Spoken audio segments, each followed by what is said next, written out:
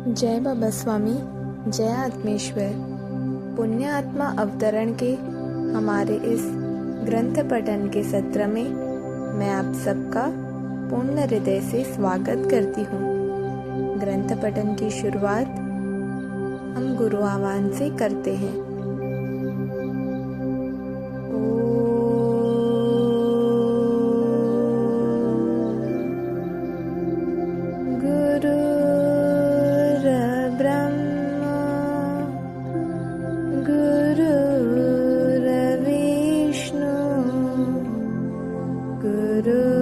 गुरुर्देवो महेश्वर, गुरुर्साक्षात् परब्रह्म, तस्मै श्री गुरवे नमः। तस्मै श्री गुरवे नमः। तस्मै श्री गुरवे नमः।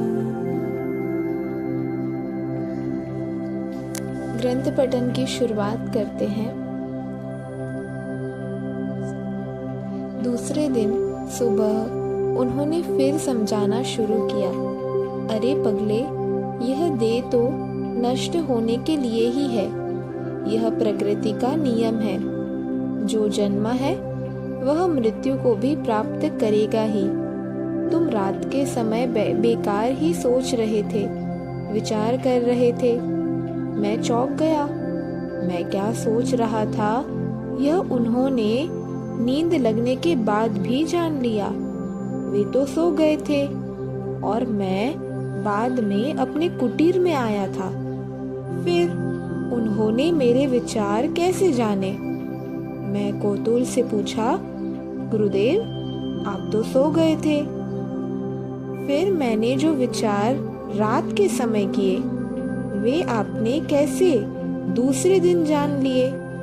गुरुदेव ने मुस्कुराते हुए कहा, बेटा, जब हम विचार करते हैं तो हम उन्हें वातावरण में छोड़ते हैं। इस स्थान पर पिछले कई वर्षों से कोई भी मनुष्य नहीं आया है और आज ये विचार वातावरण में मैंने अनुभव किए तो मैं पहचान गया, ये सब तुम्हारे ही विचार है।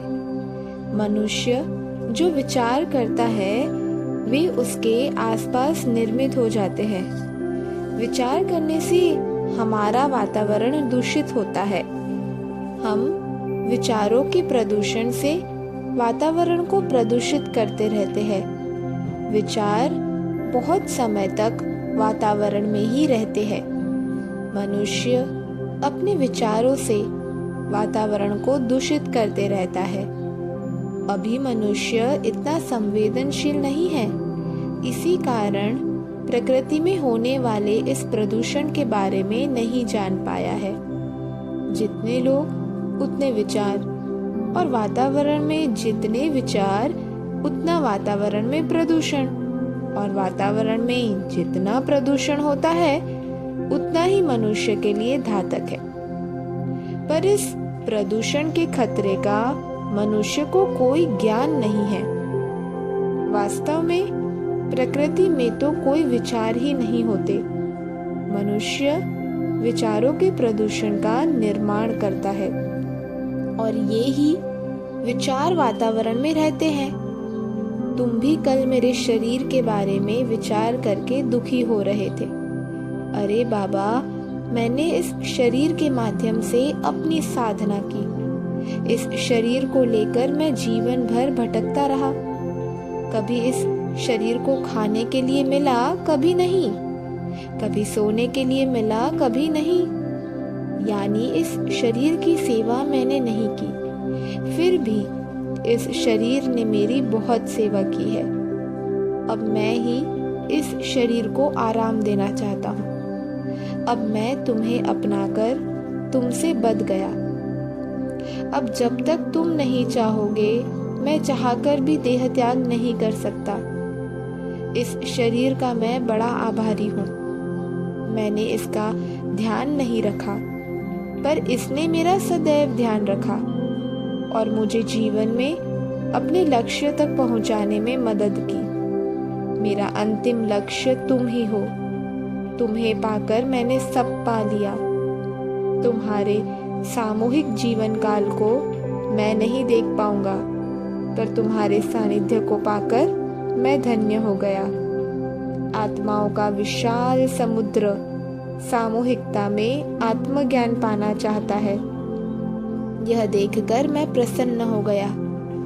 तुम्हारे कारण तुम्हारी सामूहिक शक्ति को जान पाया और इस सामूहिकता से भरे माध्यम का साथ मुझे मेरे जीवन के अंतिम दिनों में मिला।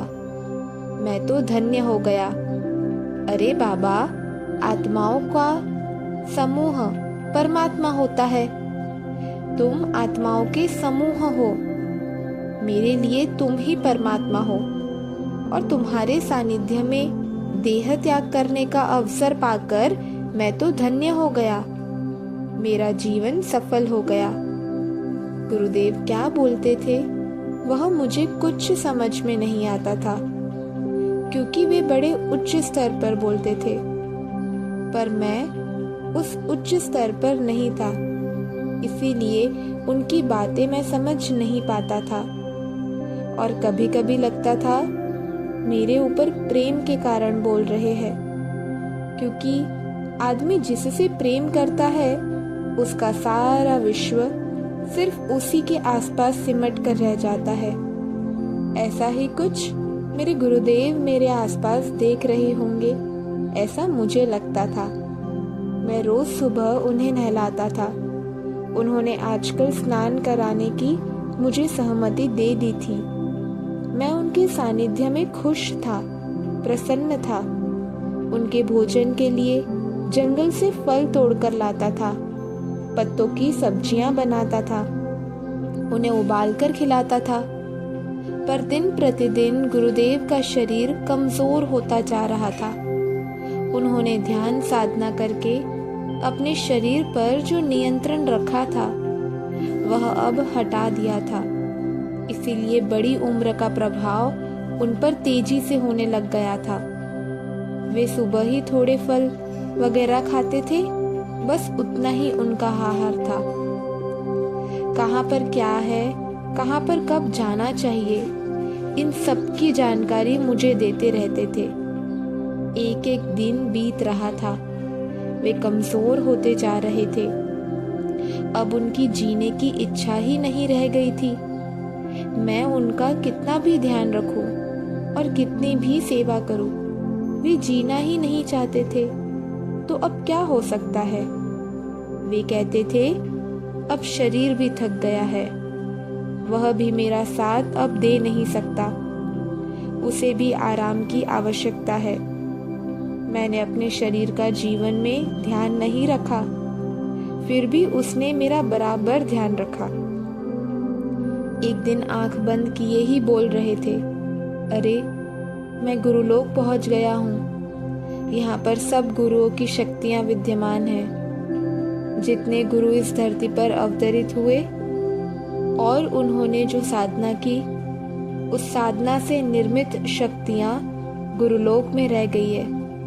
गुरुओं का शरीर तो चला गया, पर उनकी शक्तियाँ बाकी रह गई है। वे सब मेला लगाकर बैठी है और मैं भी उस मेले में शामिल हो गया हूँ। वे सब गुरुलोक से देख रही है कि कौन मनुष्य उनके गए कार्यों को कर रहा है, कौन मनुष्य समाज के सुख और शांति के लिए प्रार्थना कर रहा है, कौन मनुष्य समाज का कल्याण करना चाहता है, कौन मनुष्य ध्यान कर रहा है।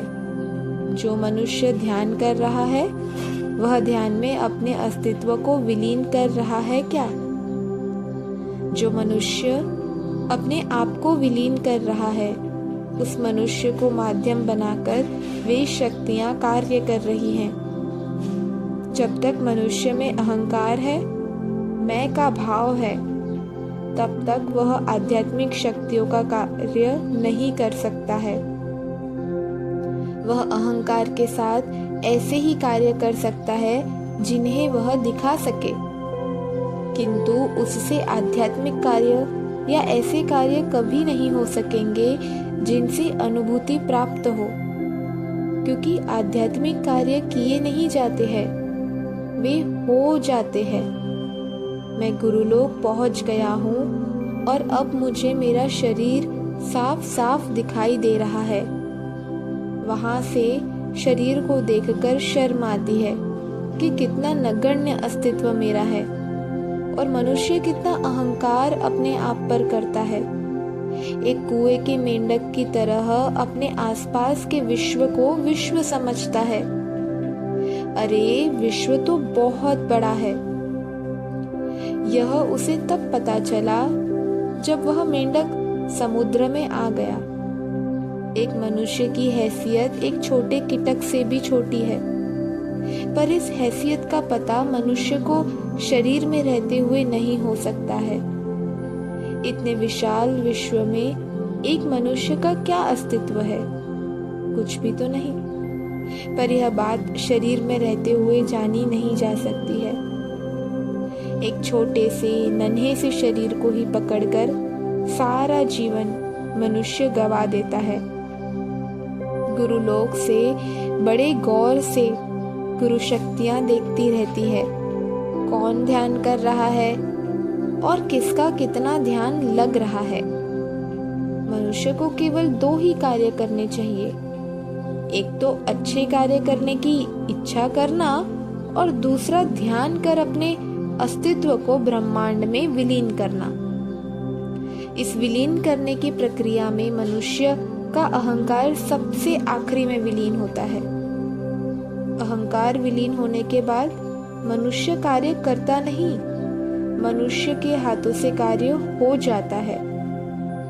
मनुष्य को सद्गुरु का सानिध्य कितना मिला उसके कोई मायने नहीं है।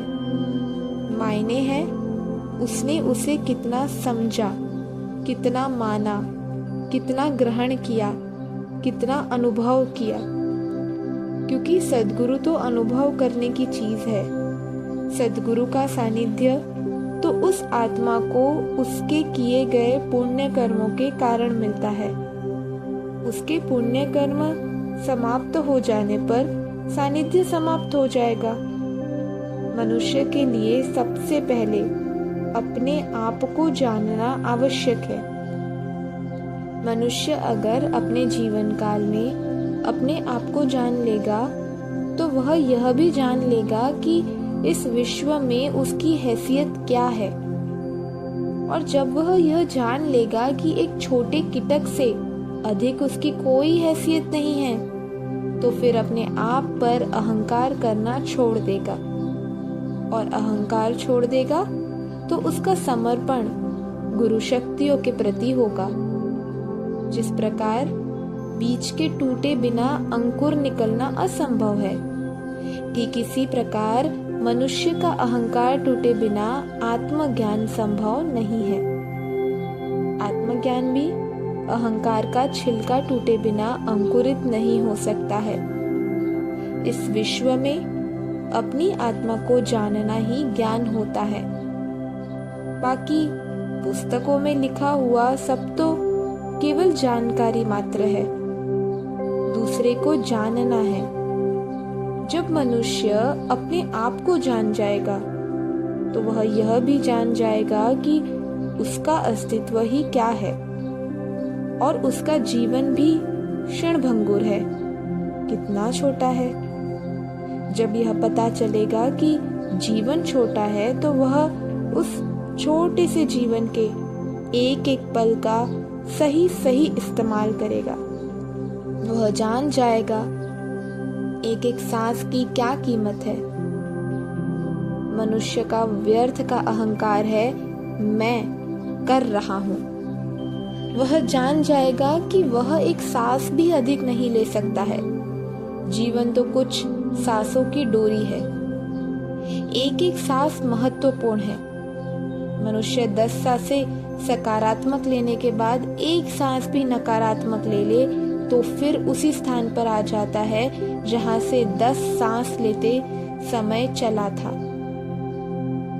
ऐसा कर करके मनुष्य सारा जीवन समाप्त कर लेता है और जब देह त्याग करता है तो देह का अहंकार भी टूट जाता है और बाद में फिर पछताता है, मैंने अपना सारा जीवन अनावश्यक विचार करने में ही गवा दिया और अब यह गलती नहीं करूंगा सोचकर फिर दूसरा जन्म लेता है और यह जन्म मृत्यु का चक्र समाप्त होते ही नहीं है।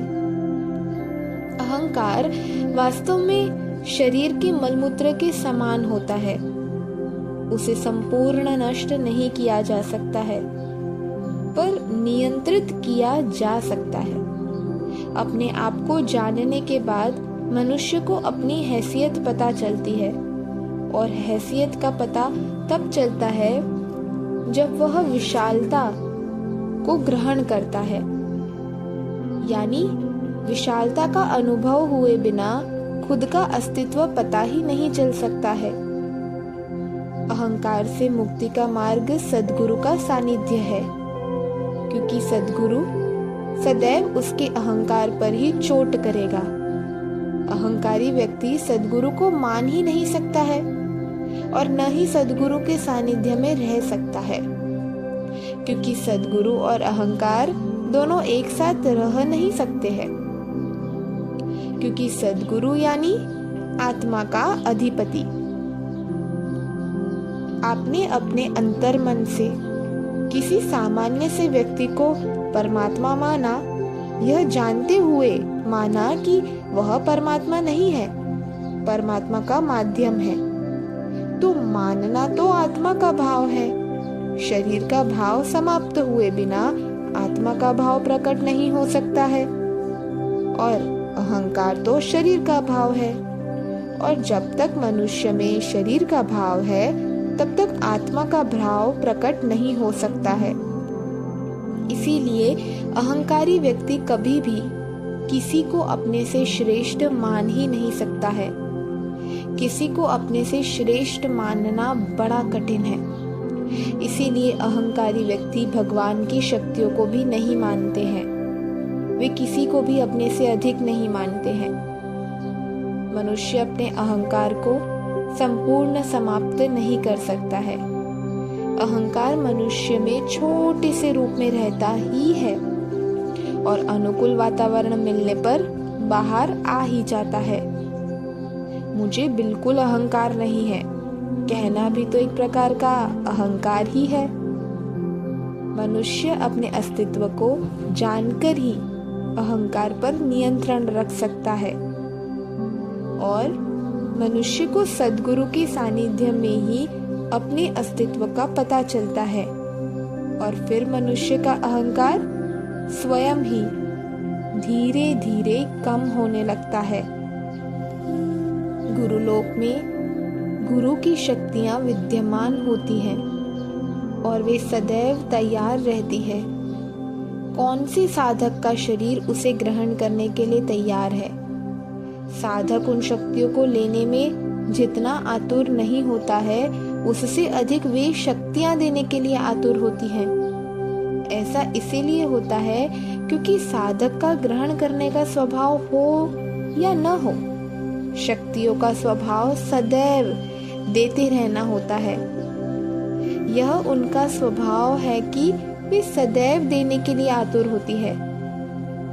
मनुष्य अपना अधिकतर समय सोने में, विचार करने में, व्यर्थ की बातें करने में, इधर से उधर जाने में, व्यर्थ के कार्य करने में, दूसरों का बुरा सोचने में खर्च कर देता है। मनुष्य अपने आप को जानने में बहुत कम समय खर्च करता है।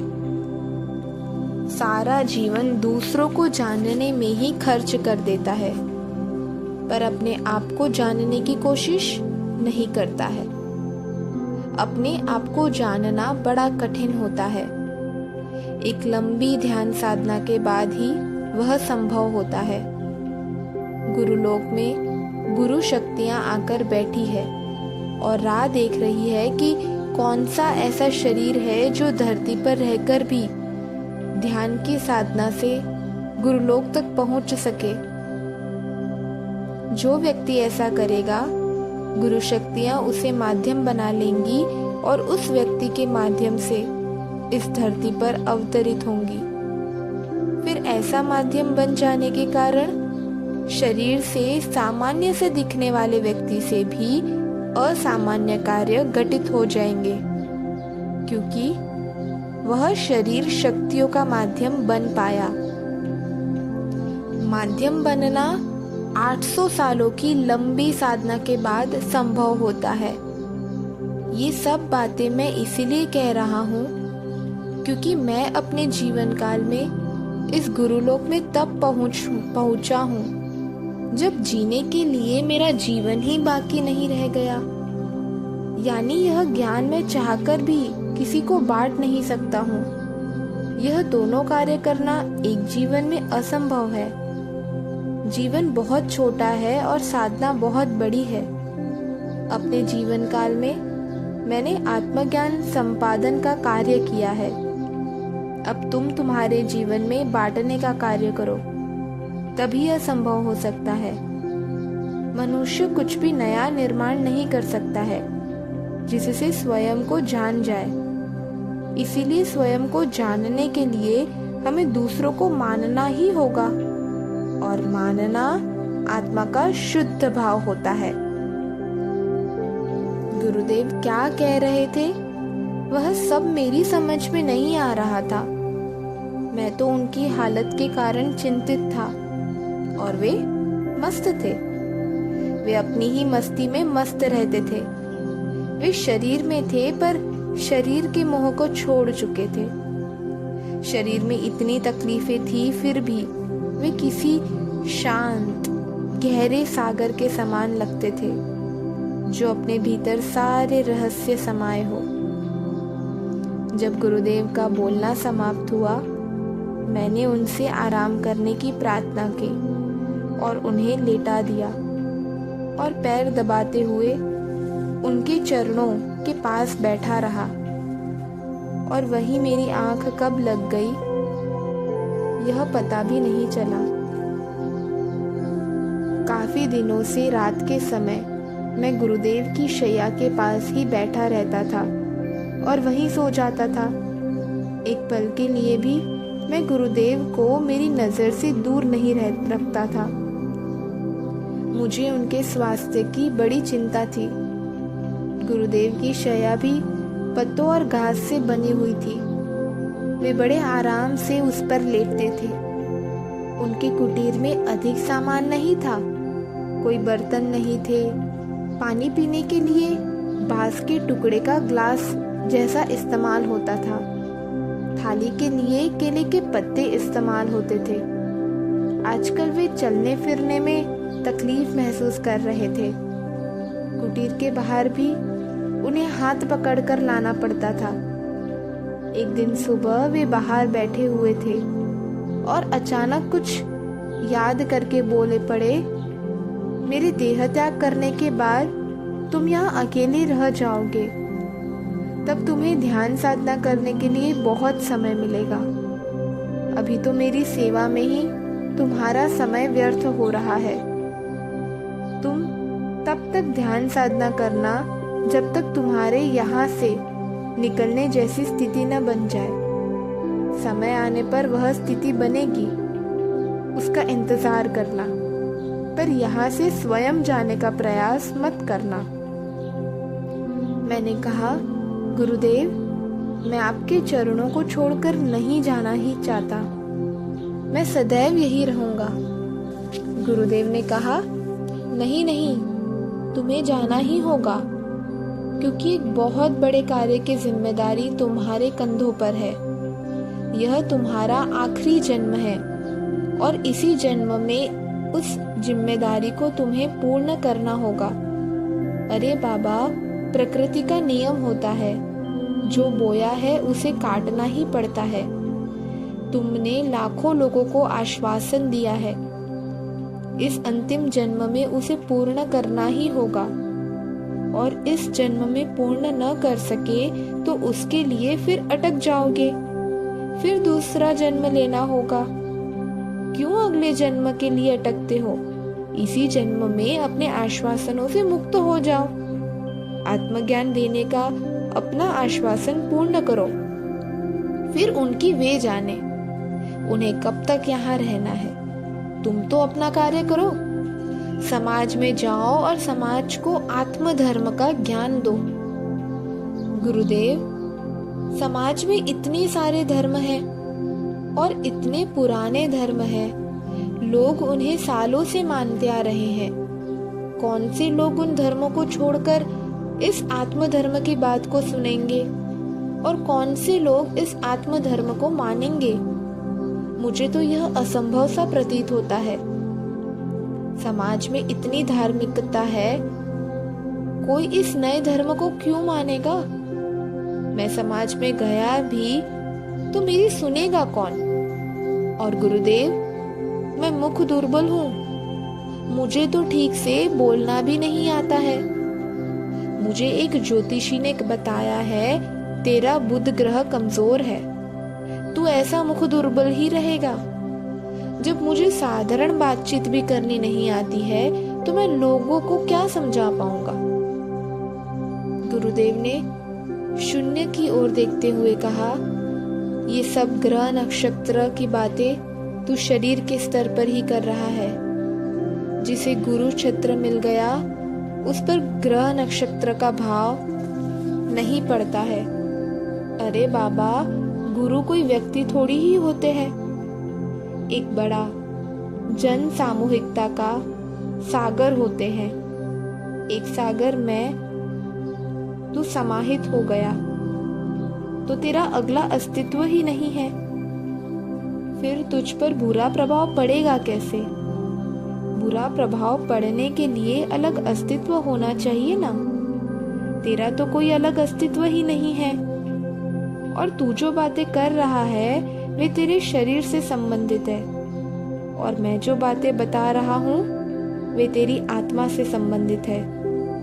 तेरा शरीर मुख दुर्बल हो सकता है, तेरा शरीर कमजोर हो सकता है, तेरा शरीर बीमार हो सकता है, तेरा शरीर बूढ़ा हो सकता है, पर तेरी आत्मा मुख दुर्बल नहीं हो सकती। तेरी आत्मा कभी कमजोर नहीं हो सकती, तेरी आत्मा कभी बीमार नहीं हो सकती, और तेरी आत्मा कभी बूढ़ी नहीं हो सकती है, क्योंकि वह इन सभी प्रभावों से मुक्त है। तेरी आत्मा बड़ी शक्तिशाली है। तेरी आत्मा ने जन्मों जन्मों का प्रभाव ईश्वर प्राप्ति की इच्छा से ही किया है। आत्मधर्म जागृत हुए बिना ईश्वर प्राप्ति संभव ही नहीं है।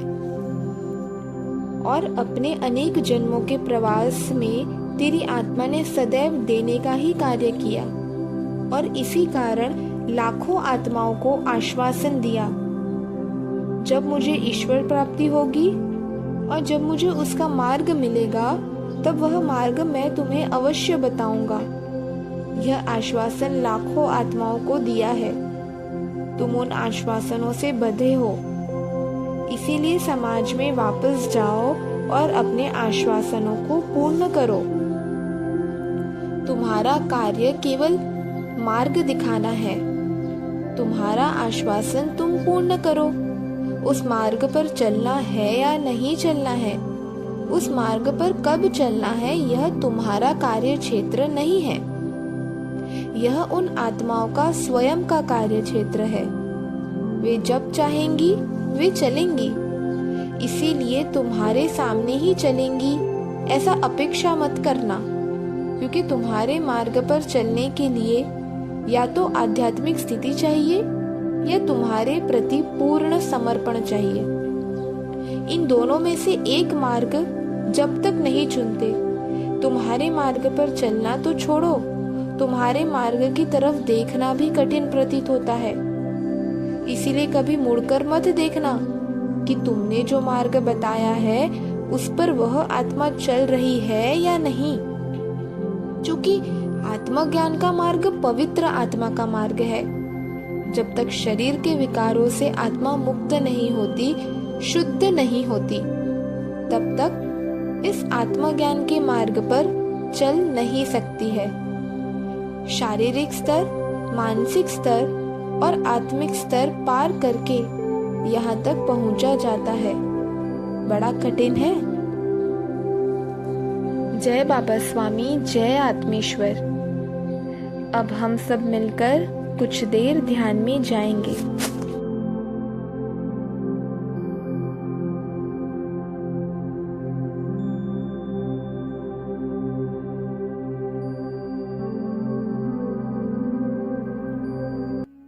सभी पुण्यात्माओं को मेरा नमस्कार।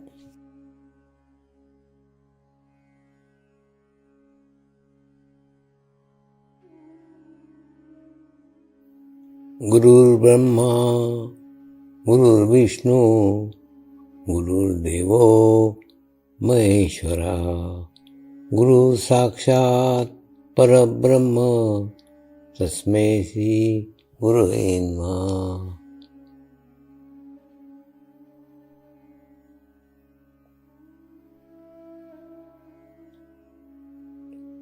ध्यान की उस स्थिति में जाएंगे जहाँ शरीर भाव पूर्णतः समाप्त हो जाता है।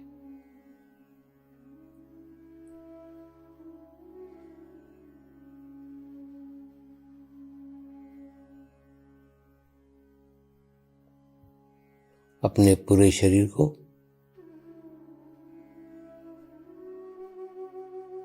पूर्णतः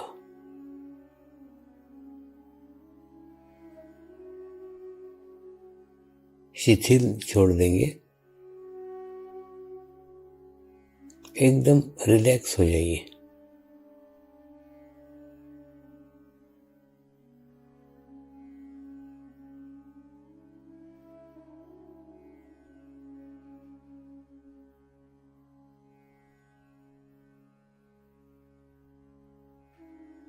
मेरे साथ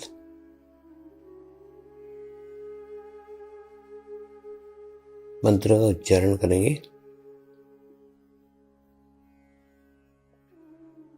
मैं एक पवित्र आत्मा हूँ।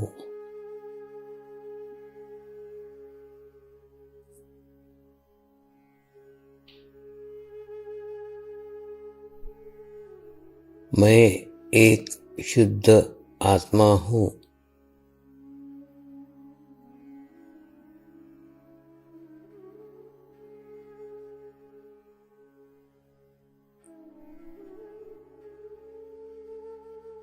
मैं एक पवित्र आत्मा हूँ।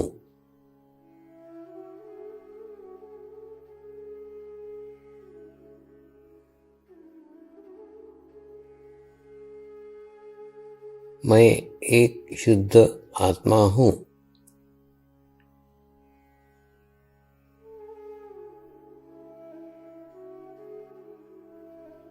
मैं एक पवित्र आत्मा हूँ।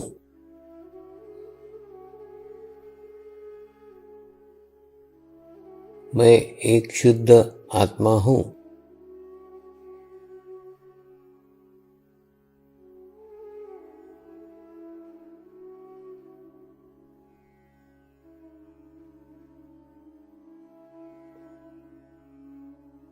अभी इसी आत्मा भाव को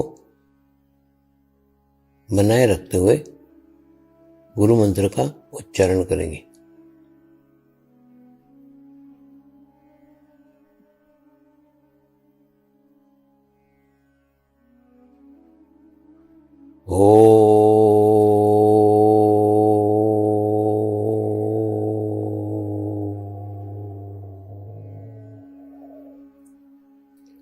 श्री शिवकृपानंद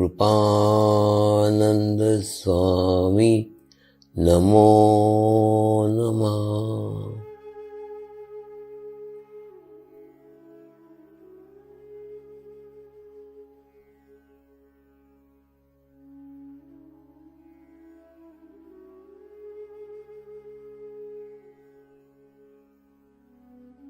ओम श्री शिवकृपानंद स्वामी नमो नमः।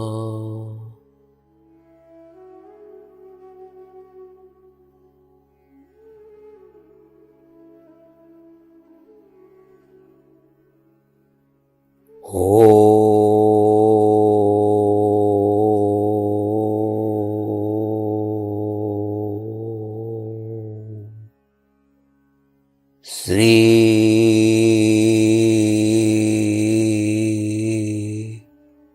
शिवकृपानंद स्वामी नमो नमः।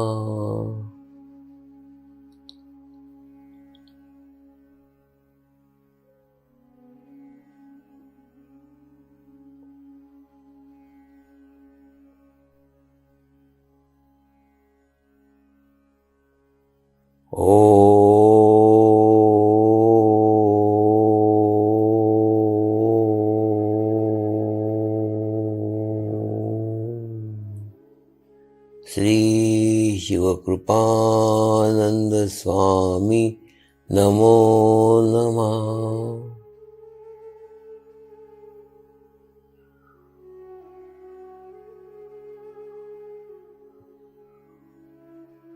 ओम श्री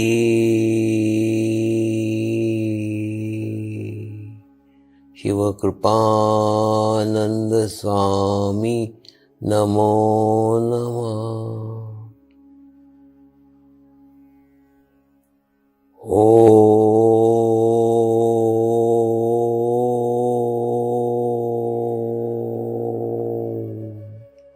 श्री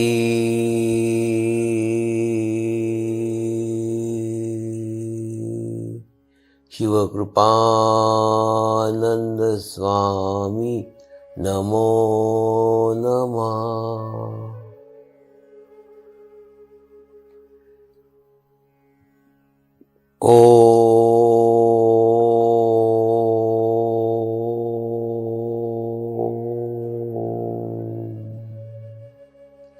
श्री शिवकृपानंद स्वामी नमो नमः।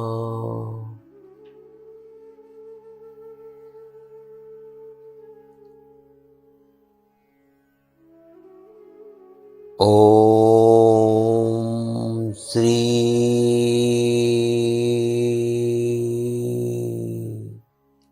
शिवकृपानंद स्वामी नमो नमः।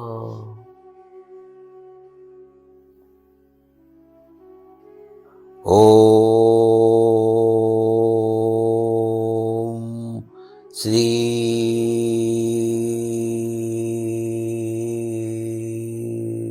शिवकृपानंद स्वामी नमो नमः।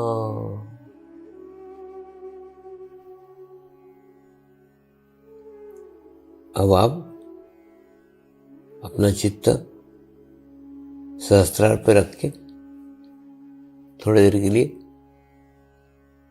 ध्यान में जाएंगे।